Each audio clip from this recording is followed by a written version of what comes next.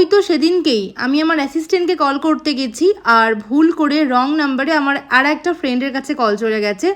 By profession সেও makeup artist. তো call যখন করেই ফেলেছি, তাকে জিজ্ঞেস করলাম যে কি খবর, কেমন কাজবাজ চলছে, সামনেই তো ব্রাইডাল সিজন রয়েছে। তখন সে বলল যে খুব মন খারাপ, সেরকম কাজবাজ তো নেই, কোনো বুকিংও নেই।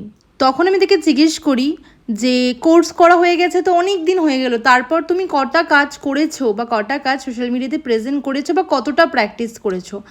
সে তখন বলল যে না, সেরকমভাবে তো কিছু প্রেজেন্ট করা হয়নি, না কোনো শ্যুট করেছি, না কোনো প্র্যাকটিস করেছি সেরকম।